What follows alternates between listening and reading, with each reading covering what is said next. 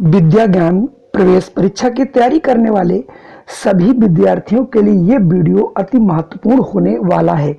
जो बच्चे कक्षा 6 और 7 की तैयारी कर रहे हैं उनके लिए जीएस के यानी सामान्य ज्ञान के लगभग 35 प्रश्न हर बार पूछे जाते हैं और इस बार भी 35 प्रश्न पूछे जाएंगे, जिनमें सबसे अधिक अगर देखा जाए तो हमारे साइंस के प्रश्न रहते हैं। तो ये आज हम यहाँ पर आपके लिए मृदा अपरदन तथा मृदा संरक्षण से संबंधित 20 प्रश्न अति महत्वपूर्ण लेकर के आए हैं। तो आइए शुरू करते हैं आज का ये वीडियो। सबसे हमारे पास पहला प्रश्न है, मिट्टी की ऊपरी परत को बचाने में कितना समय लगता है? 200 से 400 वर्ष, 300 से 400 वर्ष, या 200 से 300 वर्ष, या 100 से 200 वर्ष। तो बच्चों आज जान लीजिए कि जो ऊपरी परत होती है जिसमें हमारी कृषि होती है और अन्य जीव जंतु जीवित रहते हैं, उसको बनने में 200 से लेकर के 400 साल तक का समय लग जाता है, यानी ऑप्शन ए वाला बिल्कुल सही है। अगला प्रश्न की बात करता हूं। 2 मूंग है, उड़द एवं सनई आदि फसलें कब बोई जाती हैं? बसंत ऋतु में, गर्मी में, जाड़ों में, या वर्षा में? आपको याद रखना है कि मूंग, उड़द और सनई ये सब गर्मियों में फसलें बोई जाती हैं। ठीक है, तो यहां से ऑप्शन बी हो जाएगा। अगला अगर हम प्रश्न देखें, वर्षा तथा रुके हुए जल में आवश्यकता पड़ने पर क्या किया जाता है? यानी वर्षा और रुके हुए जल से आवश्यकता पड़ने पर क्या किया जाता है? यानी जो हमारा वर्षा का जल और जो रुक जाता है उसमें गुड़ाई, कटाई, सिंचाई या फिर बुवाई। आपने देखा होगा ये जो बारिश का पानी होता है रुक जाता है, उससे अक्सर गांव के लोग या जो भी कृषि करते हैं वो अपने उसकी सिंचाई जो है करते हैं, यानी वो जो पानी है उसको सिंचाई के काम में लाते हैं। चलिए अगला प्रश्न देखिए, चौथा है 4 नंबर का, वर्षा का पानी खेतों के बाहर न निकले इसके लिए किसान क्या करते हैं? ये तो खैर सभी बच्चे जानते होंगे, जो कभी खेत गए हैं।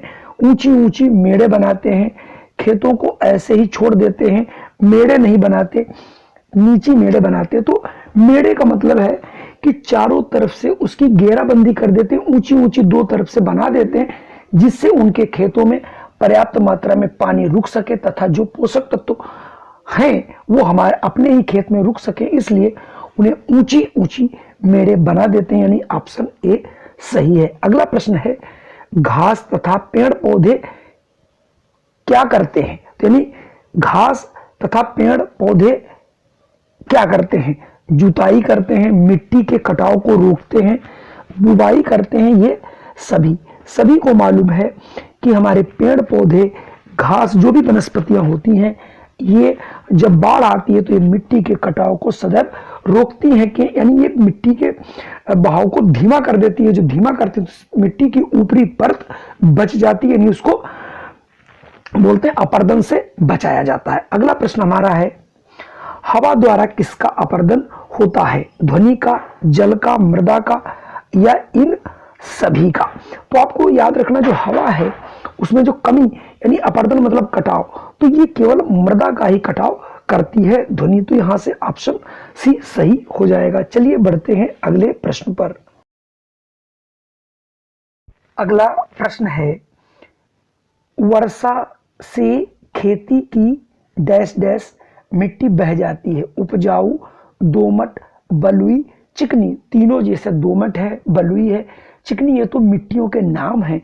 उपजाऊपन यानी जो ऊपरी परत होती है वही खेतों की जो उपज बढ़ाती है। तो उपजाऊ मिट्टी जो है वो वर्षा के जल से अगर आप मेड़बंदी नहीं करते हैं तो ये बह जाती है।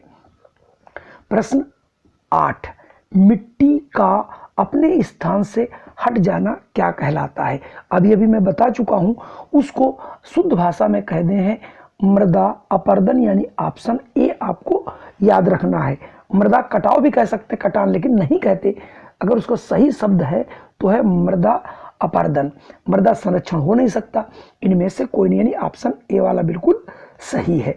9, भूमि की ऊपरी परत की मोटाई कितनी होती है? यानी जो कृषि लायक है वो कितने सेंटीमीटर तक की ऊपरी परत जिसका नाम दिया गया, वो 20 सेंटीमीटर, 15 सेंटीमीटर, 5 सेंटीमीटर या फिर 10 सेंटीमीटर? तो सही जवाब आपका होगा यहाँ से बी 15 सेंटीमीटर। अगला अगर आप प्रश्न देखें 10वां, आगे मैं बढ़ा देता हूं जिससे आप बढ़िया ढंग से देख सकें। तो 10वां प्रश्न है, वन्य जीवों को मारने तथा वनों को काटने से क्या प्रभाव पड़ता है। यानी अगर ये सब आप कर देते तो इससे क्या प्रभाव पड़ता है। तो नंबर 1, बाढ़ का आना, सूखा पड़ना, मृदा अपरदन, ये सभी। तो यहाँ से ऑप्शन डी सही हो जाएगा, क्योंकि अगर हम वन्य जीवों को मारेंगे और वनों को काट लेंगे तो उससे क्या है, पानी का कटाव नहीं रुकेगा, तो बाढ़ जो है आ जाएगी, और जब पेड़ नहीं होंगे तो हमारे यहाँ जो सूखा पड़ जाएगा और मृदा अपरदन यानी मिट्टी का कटाव हो जाएगा। सारे कारण होंगे। अगला प्रश्न है, किस कारण बाढ़ व सूखे की संभावना अधिक होती है। जलापर्दन, मृदा अपरदन, वायु अपरदन या ध्वनि अपरदन। तो जो बाढ़ से, या जैसे बाढ़ आई तब भी पानी अपने साथ ऊपरी परत को बहा ले जाती है। अगर सूखा हो गया तो उस समय बहुत तेज तेज जो पवन चलती हैं तो मिट्टी नहीं ऊपर की रुक पाती, वो भी मिट्टी जो है कट जाती है। तो ये मत समझना कि बाढ़ में ही मिट्टी का कटाव होता है, तेज हवाओं के चलने से भी हवा का कटान हो जाता है, यानी अपरदन हो जाता है, यानी क्षय हो जाता है। तो यहाँ से ऑप्शन बी आपका बिल्कुल सही होगा। मैं प्रश्न बढ़ता हूँ आपका 12 के ऊपर, मृदा प्रदूषण का सबसे महत्वपूर्ण कारक, यानी मृदा माने मिट्टी, तो मिट्टी का जो प्रदूषण है वो किसके कारण। कार्बन डाइऑक्साइड उसे चाहिए ही, अपमार्जक चाहिए ही, कांच तो नहीं चाहिए, लेकिन महत्वपूर्ण अगर देखा जाए तो वो है साहब प्लास्टिक। क्योंकि प्लास्टिक जब भी खेतों में पहुंचती है तो ये बहुत दिनों तक नहीं गलती, इसलिए ये सबसे बड़ा इस समय पर्यावरण के लिए भी और कृषि के लिए भी एक कारक माना जाता है। इसलिए कहा जाता है कि प्लास्टिक का प्रयोग कम से कम करें, और करें तो उसे 2-3 बार यूज जरूर करें, और यूज करने के बाद उसे रिसाइकिल जरूर करें। चलिए बढ़ते हैं अगले प्रश्न पर। अगला प्रश्न बेहद मोस्ट इंपॉर्टेंट है, कौन सी फसल मृदा को नाइट्रोजन से समृद्ध करती यानी बढ़ाती है। धान, मटर, आलू या फिर सेव। तो जो भी हमारी दालें हैं और इनकी जो जड़ें होती हैं उसमें जो आपने देखो गांठ जैसी पड़ जाती है, ये नाइट्रोजन को इकट्ठा करते हैं। तो यहाँ पर ऑप्शन आपका मटर हो जाएगा, यानी ऑप्शन बी सही होगा। अगला प्रश्न है, कृषि के लिए सबसे अच्छी मृदा कौन सी है। तो सबको याद रखना है, सबसे अच्छी मृदा का नाम होता है दोमट मिट्टी। तो आपको याद रखना, दोमट मिट्टी जो कृषि के लिए सबसे अच्छी मानी जाती है, क्योंकि इसमें लगभग सभी फसलें उगाई जा सकती हैं, इसलिए मृदा जो है सबसे अच्छी दोमट होती है। अगला प्रश्न हमारे पास है, पहाड़ी स्थानों में मिट्टी की सुरक्षा होती है।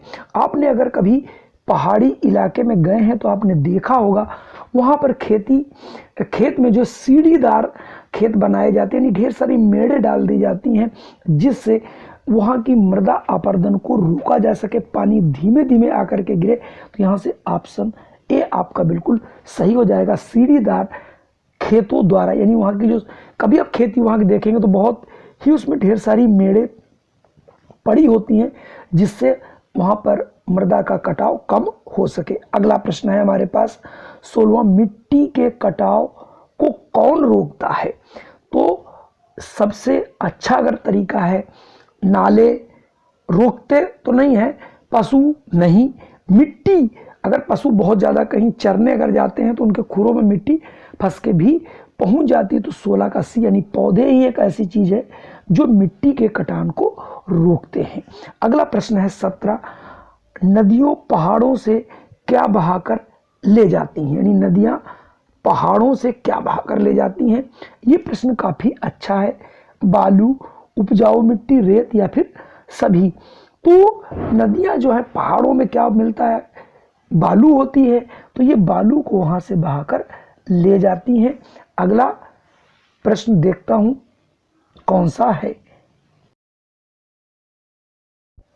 अगला हमारे पास प्रश्न है कि नदियों की बाढ़ को कैसे रोका जाता है। तो आपने देखा होगा जब कभी बाढ़ आती है तो सुनने में आता है कि फलाने मतलब एक ऐसे बांध से जो है पानी छोड़ा जा रहा है इसलिए बाढ़ आ गई, वहाँ पर बाढ़ बहुत अधिक है इसलिए इस बांध को खोला जा रहा है।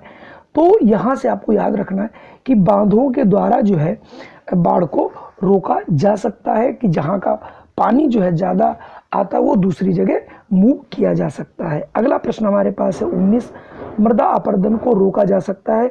बहुत से ऐसे ढेर सारे प्रश्न आपको मिलेंगे। उचित मेड़बंदी द्वारा, पहला तो बहुत जरूरी है, पेड़ लगाकर बहुत जरूरी है। फसल चक्र के द्वारा, यानी एक ही खेती में एक ही फसल नहीं लगाना है, उसमें कई फसलें बदल बदल के लगाते रहना चाहिए। तो यहाँ पर जो है तीनों विकल्प सही हैं, इसलिए यहाँ से चौथा इन सभी पर, तो यानी ऑप्शन डी यहाँ से आप बिल्कुल सही कर सकते हैं।